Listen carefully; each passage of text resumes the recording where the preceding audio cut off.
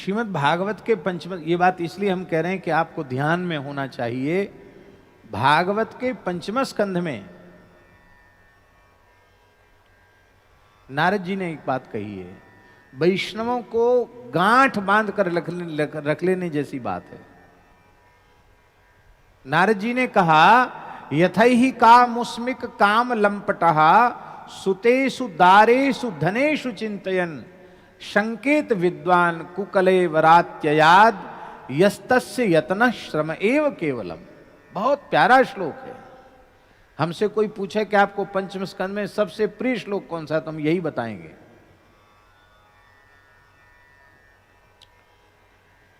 नारद जी कहते, यथैहि कामुस्मिक काम लंपटः, जैसे ऐहलौकिक पारलौकिक भोगों का लालची मनुष्य मरने से बहुत घबराता है। इस मलमूत्र के भांड विनाशी शरीर को छोड़ने के नाम से बहुत घबराता है। यथैहि कामुस्मिक काम लंपटः, ऐहलौकिक पारलौकिक भोगों का लालची मनुष्य मरने के नाम से बहुत डरता है।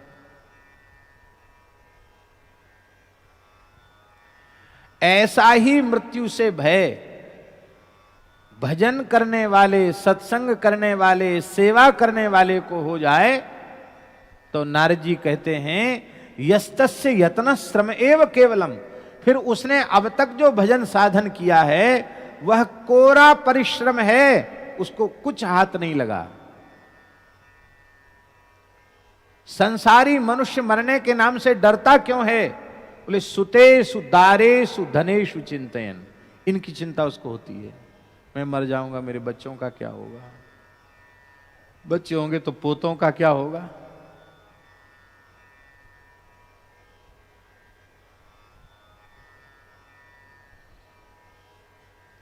एक गांव में हमारे महाराज जी गए तो उनके पुत्र ने कहा कि हमारी मां बहुत बूढ़ी है, आप कुछ आशीर्वाद दे दो। तो महाराज जी बोले,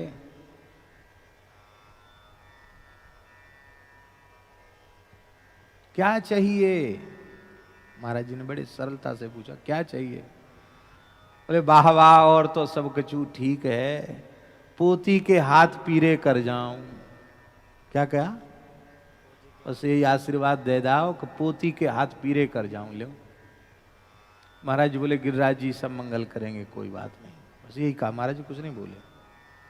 बाद में महाराज जी ने हंसते हुए कहा, हमसे ही कहा, पोती के हाथ पीरे रहें चाहे लाल हो जाएं, उससे इस बुढ़िया का क्या लेना देना है, इसकी सदगति का क्या संबंध है उससे।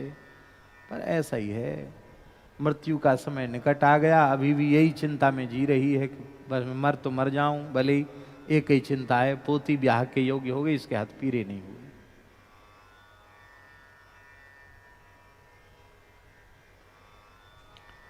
कभी पुत्र की चिंता करता है संसारी मनुष्य, कभी पुत्री की चिंता करता है, कभी पत्नी की चिंता करता है, कभी धन की चिंता करता है, कभी व्यवसाय की चिंता करता है। इसलिए उसको मरने के नाम से डर लगता है। इतना भजन करने के बाद भी भगवान से प्रेम नहीं हुआ, शरीर संसार से प्रेम बना रह गया, तो तुम्हारा किया हुआ साधन श्रम है। भक्त उसको कहते हैं जो हर क्षण तैयार रहे। हमारे प्रीतम का इशारा आवे, अभी तैयार हैं, इसी समय तैयार हैं, इसी समय तैयार हैं। ईमानदारी से बोलना, इसी समय मान लो ठाकुर जी का बुलावा आ जाए तो कौन तैयार है? नहीं नहीं, ऐसे ऐसे हाथ उठाने से काम नहीं चलेगा। अभी ने बीमारी आए तो हाय डॉक्टर और हाय सब चिल्लपो मचाने लग जाओगे।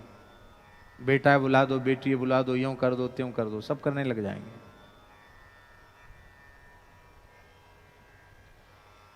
हे भगवान, हमारी नहीं सुनते हो, हम तो मर जाएं सो अच्छा है। ये सबसे झूठी बात है, कोई मरना नहीं चाहता।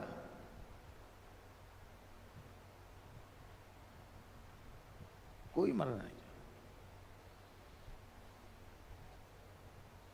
एक बुढ़िया को उसके घर में लोग बहुत परेशान करते थे।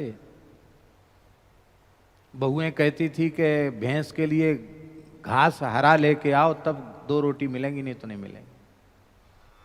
चूल्हे के लिए लकड़ी बीन के लाओ, कंडा बीन के लाओ जंगल से, तो रोटी मिलेगी। तो बेचारी बुढ़िया क्या करे, कोई था नहीं उसके। बहुएं नाती पोते सब ऐसे ही व्यवहार करते थे। लकड़ी का बोझ लेके आ रही थी, गिर गया बोझ सिर से, पैर में थोड़ी ठोकर लग गई, रो रही थी, हाय रे हाय, उसे ले गई मौत, उसे ले गई, उसे ले गई। मैं तो मरना चाहती हूँ, रो रो के कहती हूँ कि मौत आ जाए, मौत आ जाए। मौत भी नहीं आती, लगता है मौत भी हमको भूल गई। तो मृत्यु के अधिष्ठात्र देवता यमराज भैंसा पर बैठकर वहां से जा रहे थे। उन्होंने सुन लिया कि मौत हमको भूल गई, और तुरंत भैंसा मोड़ दिया। माई क्यों बुलाया हमको? देखती मैया डर गई। कौन है आप? मैं मृत्यु का देवता हूं, यमराज। किसी कार्य से इधर से निकला, तुम्हारी आवाज सुनने में आई कि मौत भी मुझे भूल गई। देखो, मनुष्य मृत्यु को भूलता है, मृत्यु किसी को नहीं भूलती है। मृत्यु तो हमेशा तैयार रहती है।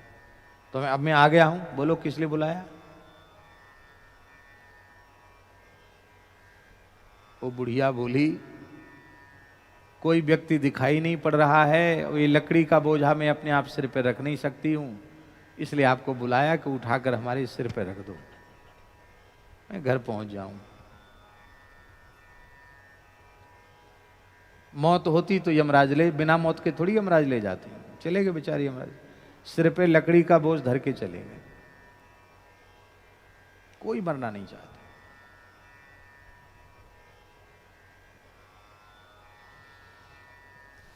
क्यों नहीं मरना चाहते हैं? क्योंकि शरीर संसार से प्रेम है। भगवान में प्रेम हो तो चाहे मरें चाहे जिएं, हे नाथ जब तक जिएं तब तक आपका मधुर स्मरण हमें बना रहे। और हे नाथ हमें आपसे और कुछ भी नहीं चाहिए। अनुकूल चिंतन, प्रतिकूल चिंतन नहीं। तो यस्तस्य यत्न श्रम एव केवलम, कथा सत्संग का फल है शरीर संसार से वैराग्य और भगवान के चरण कमलों में अनुराग। यही फल है, बस इतना ही फल है कथा कीर्तन का। शरीर संसार से वैराग्य और भगवत चरणारविंद में अनुराग। जितने अंश में शरीर संसार से वैराग्य होगा, उतने ही अंश में भगवान के प्रति प्रेम होगा। शरीर संसार से पूर्ण वैराग्य हो जाएगा तो भगवान के चरणों में 16 आना नहीं 20 आना प्रेम हो जाएगा। नहीं तो खाली धोखा देना है।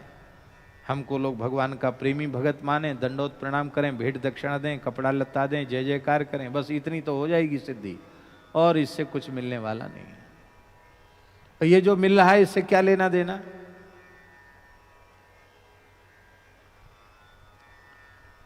हमें भोग से प्रेम है, इसलिए हम दंभ भी करते हैं।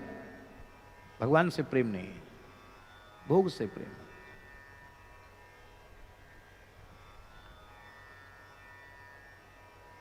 भगवान केवल यह देखते हैं कि इसका प्रेम निष्काम है कि नहीं।